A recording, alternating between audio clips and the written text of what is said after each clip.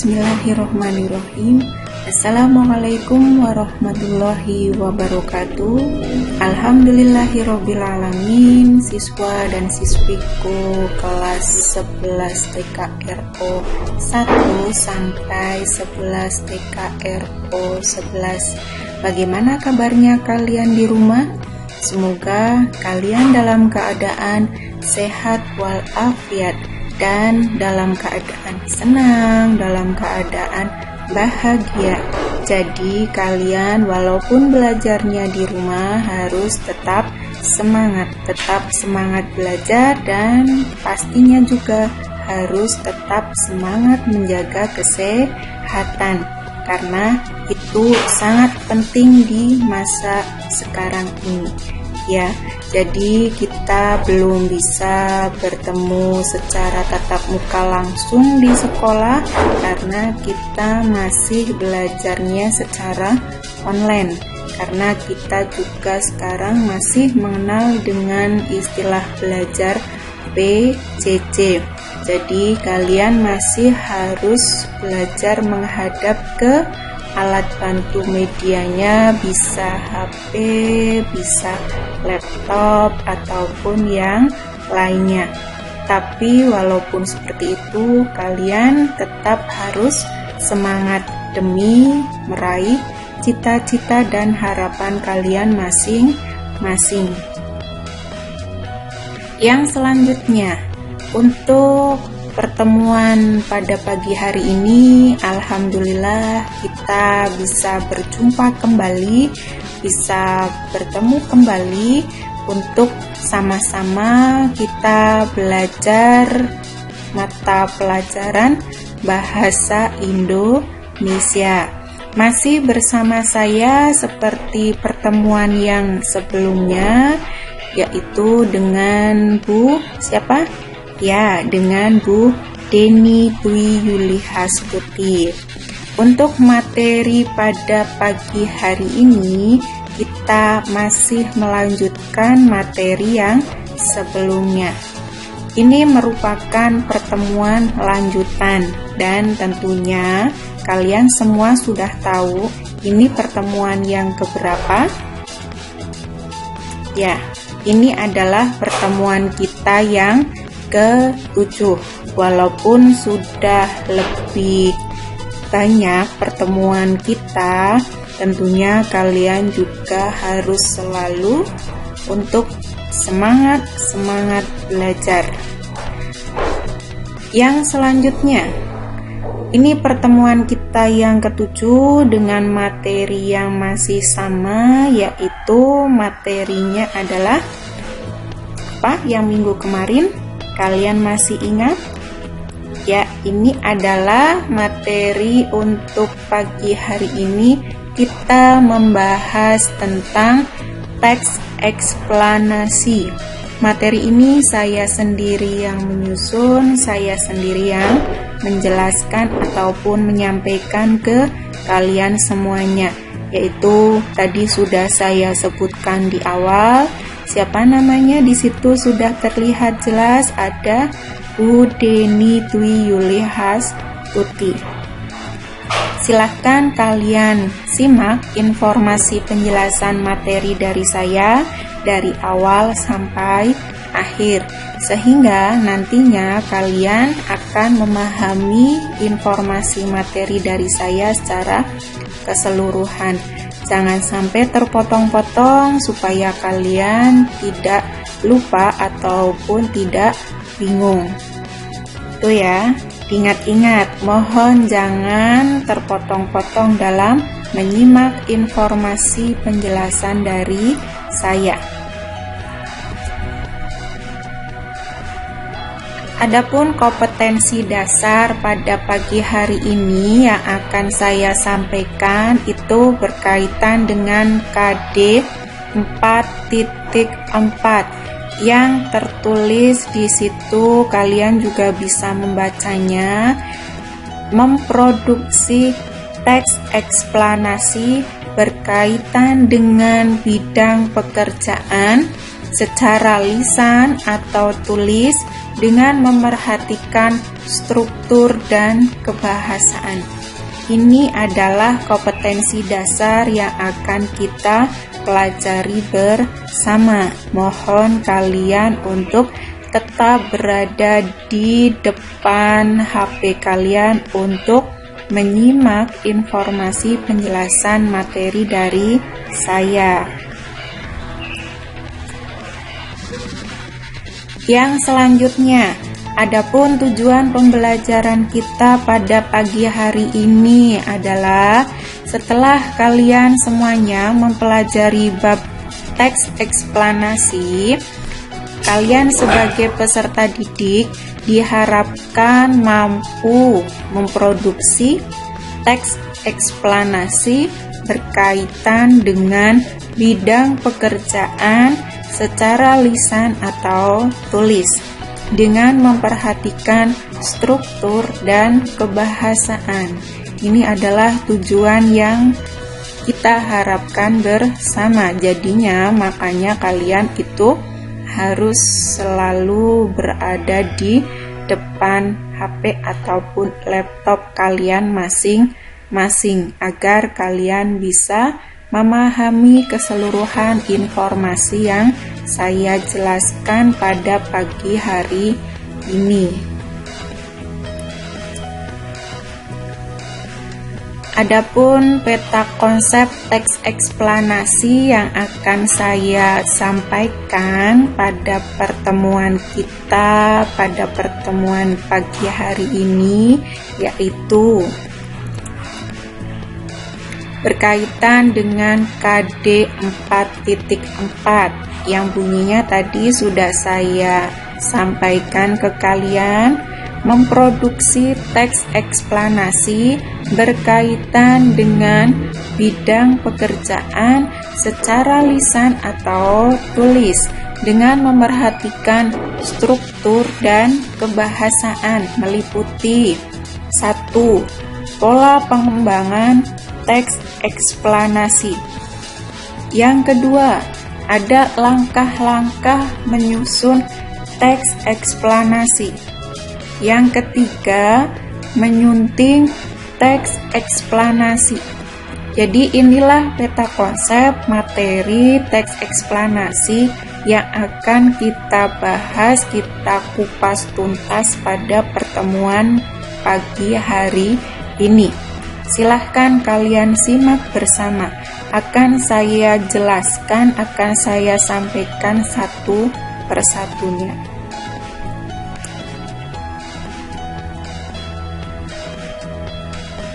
Sebelum saya menjelaskan satu persatunya, ada sebuah pengantar awal tentunya di sini ya. Silahkan kalian simak. Ini berkaitan dengan produksi teks eksplanasi. Kalian telah mempelajari struktur teks eksplanasi. Kali ini kalian akan belajar menyusun teks eksplanasi. Struktur teks eksplanasi yang pernah kalian pelajari dapat dijadikan kerangka dalam menyusun teks eksplanasi. Selain menyusun teks eksplanasi, kalian akan menyunting dan menyajikan teks eksplanasi. Ini adalah pengantar awal, gambaran awal kita masuk ke penjelasan materi yang selanjutnya. Kita masuk ke materi sub pertama, yaitu tentang pola pengembangan teks eksplanasi. Setiap teks mempunyai pola pengembangan tersendiri, termasuk teks eksplanasi. Secara umum, pola pengembangan teks eksplanasi terdiri atas dua cara, yaitu pola pengembangan sebab akibat dan pola pengembangan proses. Pola pengembangan sebab akibat digunakan untuk menjelaskan fenomena sosial budaya dalam teks eksplanasi. Pola pengembangan proses digunakan untuk menjelaskan proses terjadinya suatu fenomena. Ini adalah pola pengembangan teks eksplanasi. Ada pola pengembangan sebab akibat dan pola pengembangan proses. Bisa dimengerti ya? Yang selanjutnya,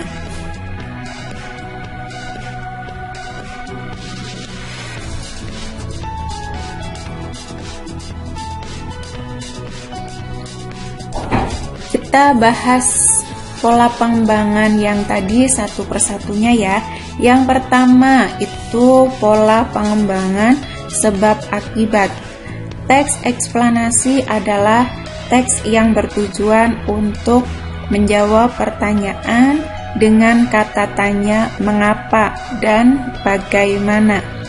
Teks eksplanasi untuk menjawab kata tanya mengapa digunakan untuk menjelaskan sebab akibat terjadinya sesuatu. Pola pengembangan sebab akibat sering digunakan untuk menjelaskan fenomena sosial budaya dalam teks eksplanasi. Ini ya, pola pengembangan yang pertama. Jadi kalau kata tanya mengapa itu digunakan untuk menjelaskan sebab akibat. Sedangkan pola pengembangan sebab akibat ini sering digunakan untuk menjelaskan fenomena sosial budaya dalam teks eksplanasi tersebut. Berikutnya, ada sebuah contoh teks eksplanasi. Silahkan kalian lihat dan kalian pahami. Saya ambilkan contoh teksnya, itu berjudul Hujan Asam. Di situ sudah tertulis, ada beberapa paragraf yang saya tampilkan buat kalian. Bisa kalian lihat, bisa kalian baca, bisa kalian pahami ya. Nah, ini adalah lanjutannya. Ada 2 paragraf juga. Silakan kalian lihat. Nah, nanti kalian bisa mengamati di situ ada sebab, kemudian ada akibatnya. Bisa kalian bedakan satu persatunya. Jadi kalian jelas bisa memastikan kalau di teks tersebut itu adalah contoh dari pola pengembangan sebab akibat.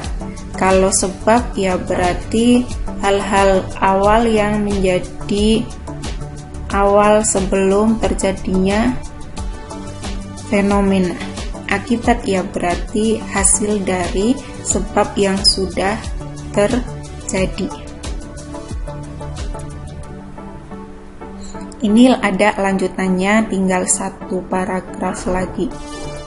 Nah, dengan adanya contoh ini kalian sudah bisa mengamati ya, kalau ada bagian sebab, ada bagian akibat.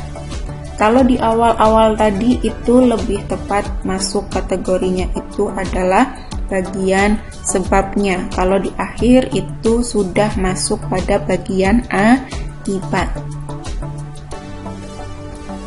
Nah, pada bagian ini lebih menampilkan pada akibat dari sebab yang ditimbulkan.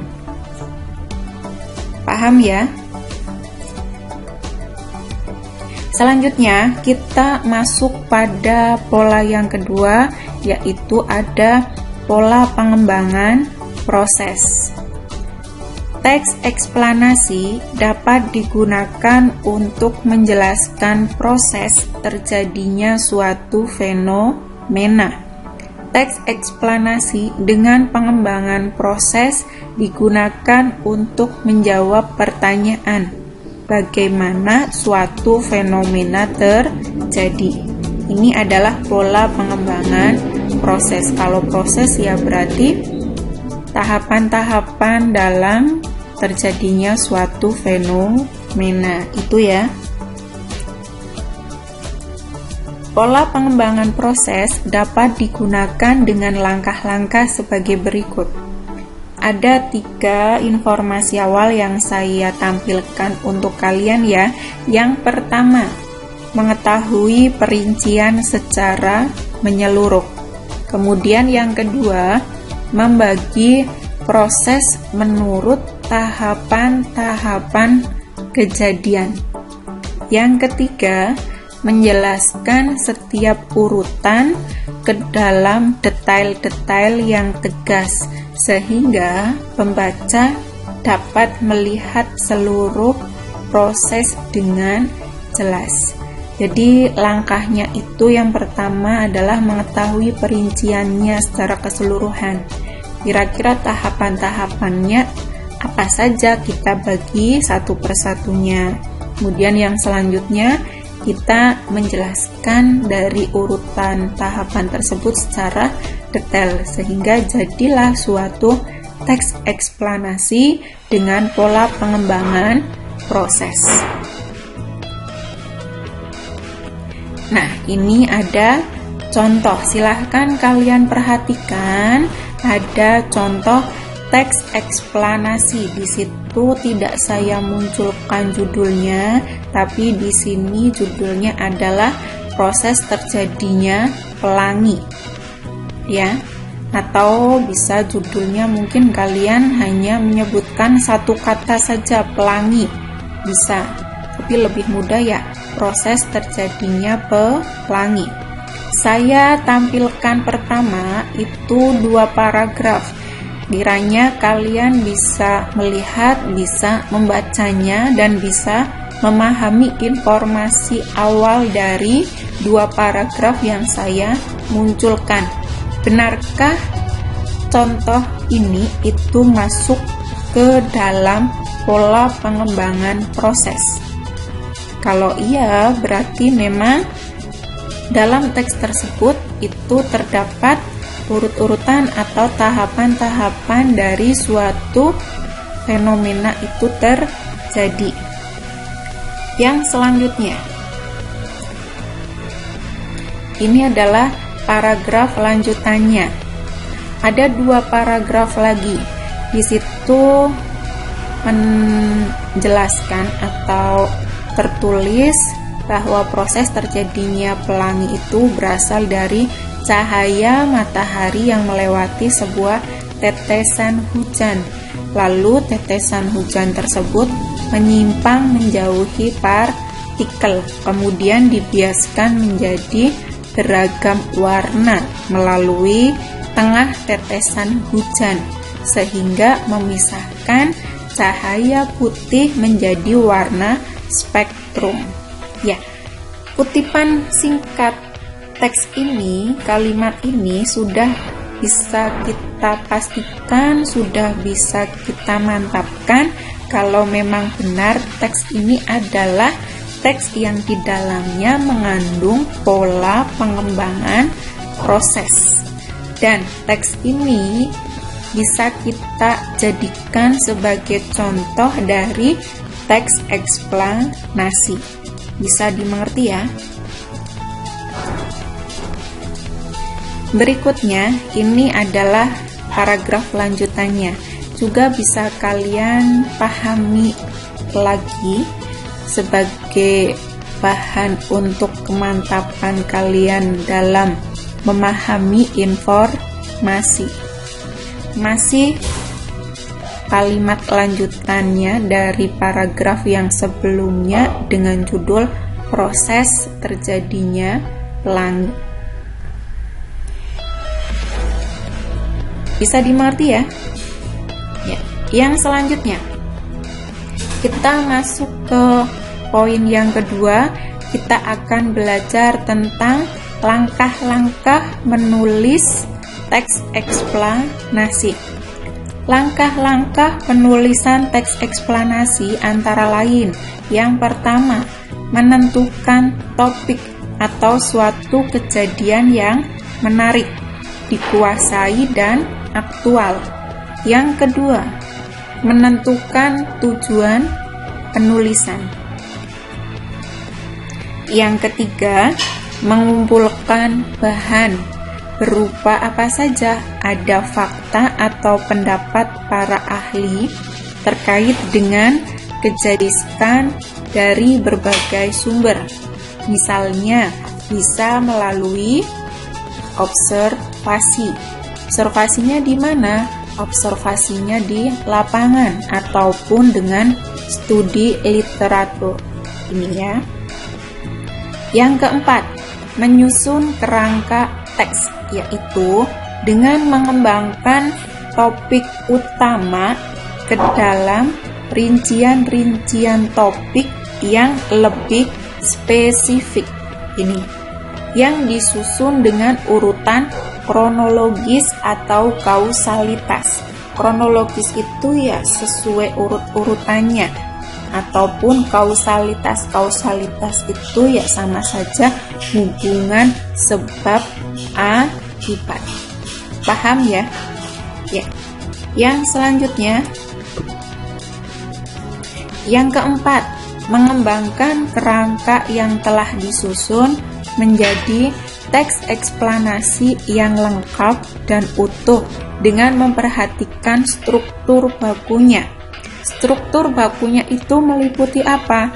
Yang pertama itu ada identifikasi fenomena atau kejadian. Yang kedua ada proses kejadian. Yang ketiga ulasan. Ini dalam proses mengembangkan kerangka teks eksplanasi. Yang kelima, memperhatikan kaidah-kaidah kebahasaan yang berlaku pada teks eksplanasi. Yang pertama, menggunakan konjungsi kausalitas. Ingat-ingat, istilah konjungsi itu sama saja dengan kalimat atau kata hubung. Jadi kata hubung yang menunjukkan hubungan sebab akibat. Yang kedua atau yang B, menggunakan konjungsi kronologis. Di sini berkaitan dengan hubungan waktu. Kemudian yang ketiga, menggunakan kata benda yang merujuk pada jenis fenomena, bukannya pada kata ganti penceritanya. Nah, kata ganti itu sama saja istilah lainnya adalah pronomina. Ya, ini. Berikutnya, yang keempat, menggunakan kata teknis atau peristilahan yang sesuai dengan topik yang dibahasnya. Ini. Yang berikutnya kalian paham ya dari informasi yang saya sampaikan ini, dari poin yang pertama sampai yang kelima? Ya, kalau sudah paham kita lanjutkan. Nah, setelah kalian paham akan langkah-langkah dalam penulisan teks eksplanasi, yang berikutnya kita masuk ke poin yang ketiga, yaitu kita akan belajar menyunting teks eksplanasi. Istilah menyunting itu nama lainnya adalah mengedit. Nah, mengedit atau menyunting itu secara lengkapnya maksudnya adalah memperbaiki tulisan atau naskah karangan agar terhindar dari kesalahan. Dalam Kamus Besar Bahasa Indonesia atau yang biasa disingkat dengan KBBI, menyunting berarti menyiapkan naskah siap cetak atau siap terbit dengan memperhatikan segi sistematika penyajian, isi, dan bahasa.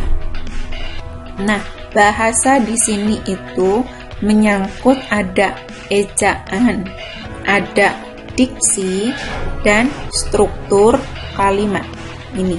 Jadi kalau berkaitan dengan bahasa ya kita akan mengupas tuntas seputar ejaan, kemudian ada diksi, dan juga struktur kalimat. Dari kedua definisi tersebut dapat disimpulkan bahwa Menyunting adalah kegiatan memeriksa dan memperbaiki naskah atau teks. Paham ya? Bisa dimengerti ya? Ya, kalau sudah paham, kita lanjutkan. Unsur-unsur penting yang perlu diperhatikan dalam penyuntingan itu antara lain.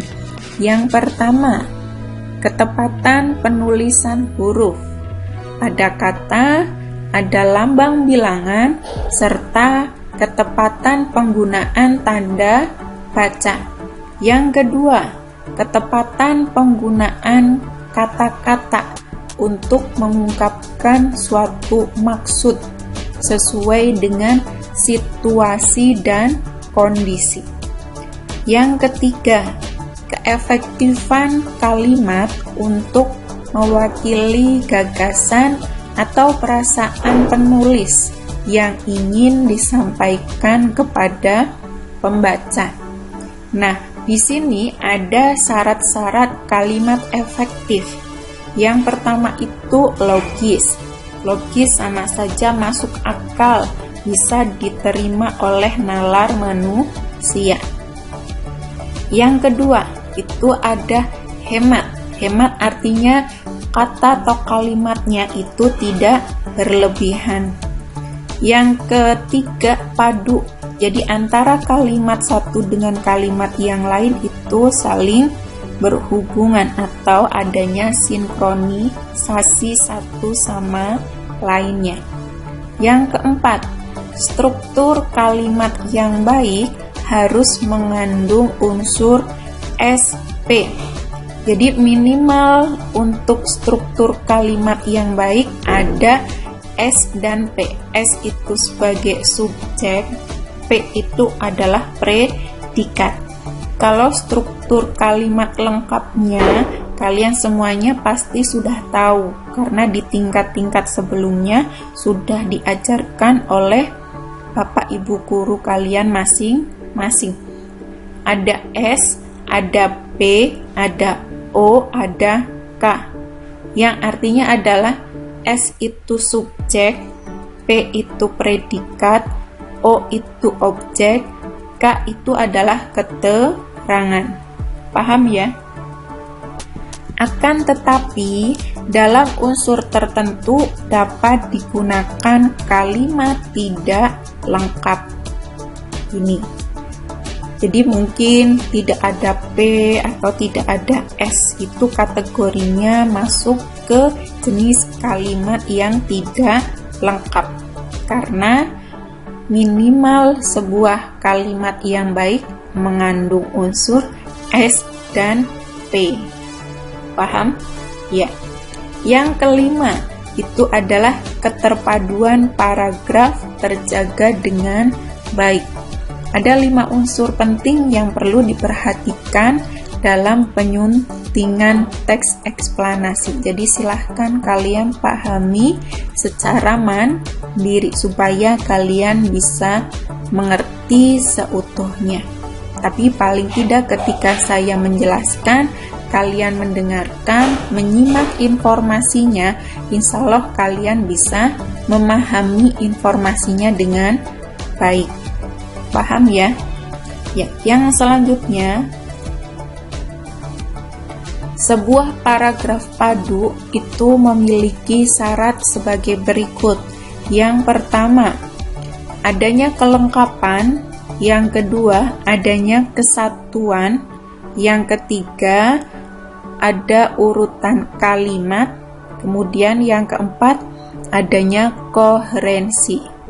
Jadi koheren itu ya sama saja padu. Tadi sudah saya sampaikan di awal. Jadi antara kalimat yang satu dengan kalimat yang lain ada keterkaitan, adanya hubungan atau adanya sinkronisasi. Tuh ya. Langkah-langkah menyunting teks eksplanasi. Membaca kalimat demi kalimat secara teliti. Ini lebih mudahnya yang pertama.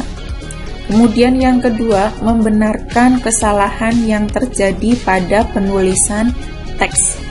Yang ketiga, memeriksa keterpaduan paragraf untuk menemukan kesalahan. Yang keempat, memperbaiki keurutan paragraf yang tidak tepat dapat dilakukan dengan cara membuang kalimat tidak padu. Jadi ini adalah langkah-langkah menyunting teks eksplanasi secara sederhananya, biar kalian itu mudah memahami dalam kegiatan menyunting. Ya, bisa dimengerti ya. Dari informasi saya di awal sampai akhir bisa saya simpulkan di sini informasi materinya bahwa setiap teks mempunyai pola pengembangan tersendiri, termasuk teks eksplanasi. Secara umum, pola pengembangan teks eksplanasi terdiri atas dua cara, yaitu pola pengembangan sebab akibat dan pola pengembangan proses. Pola pengembangan sebab akibat digunakan untuk menjelaskan fenomena sosial budaya dalam teks eksplanasi. Pola pengembangan proses digunakan untuk menjelaskan proses terjadinya suatu fenomena. Paham ya? Jadi saya ulangi sedikit, ada dua pola pengembangan teks eksplanasi. Ada pola pengembangan sebab akibat dan pola pengembangan proses. Yang mana dua penjelasan pola pengembangan ini sudah saya sampaikan, sudah saya jelaskan di awal. Makanya saya harap tadi kalian menyimaknya itu secara lengkap, tidak terpotong sedikit pun, supaya kalian bisa memahami secara keseluruhan informasi penjelasan materi dari saya. Yang selanjutnya, ya, demikianlah tadi penjelasan materi dari saya. Apabila di antara kalian masih ada yang belum bisa dan mampu memahami informasi tentang memproduksi teks eksplanasi berkaitan dengan bidang pekerjaan secara lisan atau tulis dengan memerhatikan struktur dan kebahasaan, silahkan kalian buka kembali materi yang sudah saya jelaskan dari awal sampai akhir. Kemudian baca serta pahami kembali secara berulang-ulang agar paham seutuhnya. Baiklah anak-anakku, siswa dan siswi 11 TKRO 1 sampai 11 TKRO 11 SMK HKTI 2 Purwareja Klampok. Selanjutnya, setelah kalian menyimak serta memahami informasi penjelasan materi tentang memproduksi teks eksplanasi, untuk lebih mendalaminya lagi, ada kuis yang harus kalian kerjakan dan jawab dengan benar. Silahkan kalian buka link yang sudah saya share di pengumuman untuk mengerjakan kuisnya. Paham ya? Ada sebuah pepatah bijak untuk kalian, bisa kalian jadikan sebagai bahan renungan agar kalian itu lebih baik lagi. Yang bunyinya seperti ini: barang siapa tidak mau merasakan pahitnya belajar, ia akan merasakan hinanya kebodohan sepanjang hidupnya. Ini adalah sebuah pepatah bijak yang kiranya bisa sebagai penyemangat kalian untuk lebih giat lagi dalam belajar dan meningkatkan, menambah ilmu pengetahuan kalian masing-masing. masing-masing. Mungkin itu saja informasi penjelasan materi dari saya. Barangkali masih ada yang belum paham, silahkan kalian buka kembali informasi materi dari saya dari awal sampai akhir. Dan apabila masih ada kekurangan penjelasan informasi dari saya mohon maaf.